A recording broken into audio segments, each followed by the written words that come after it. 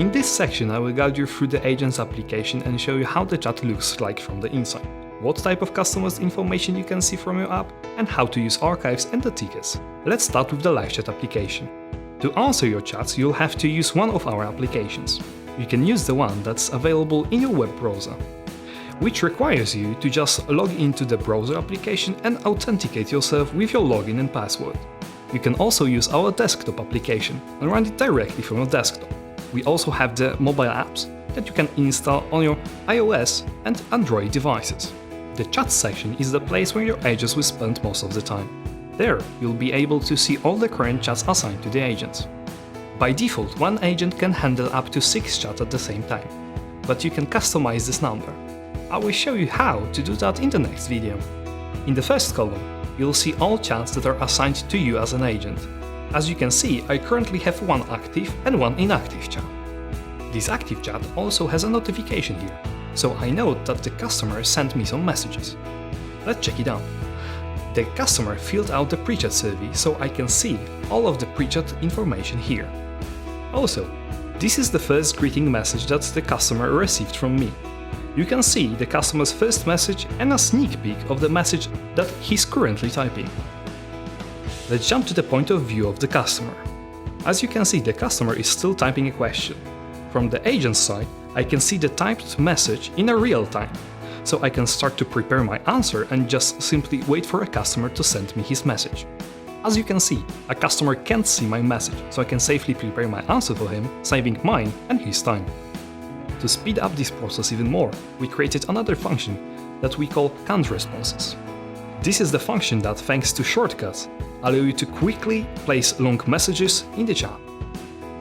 All you have to trigger is type a hashtag, then you can see the list of all shortcuts available. As you can see, here in LiveChat we have a pretty extended list, but you can simply navigate through it by typing a shortcut's name. I'll enter pricing, pick the canned response, and quickly send a message I prepared before that saved me a lot of time. In the right side of the chat window, I can see the information about the visitor I'm chatting with.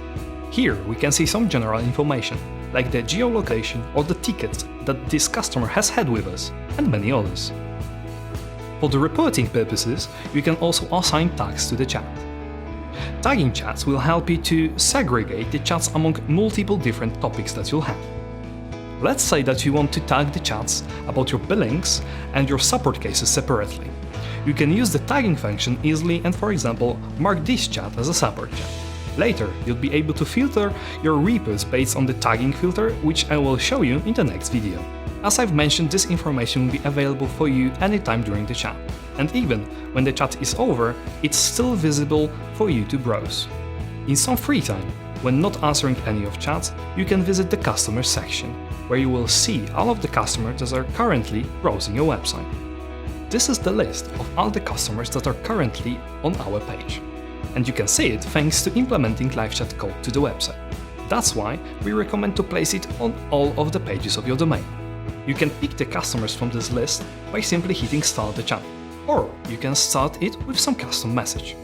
I can filter it to only see the currently ongoing chats and the agents that are answering those chats, so I could supervise them.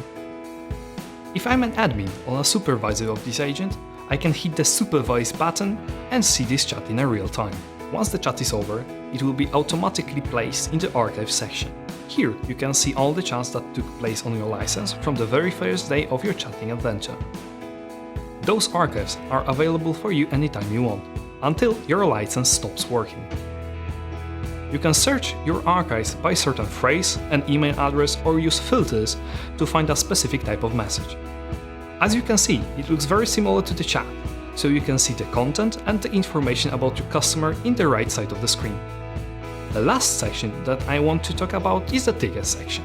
As you remember, the tickets are the offline messages that your customer is sending when the chat is offline.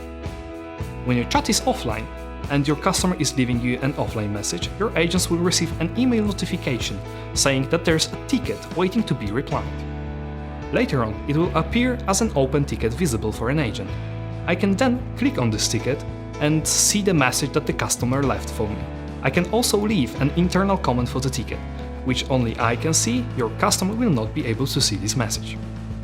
On the right side, I can see some information about the ticket. For example, a ticket assignee.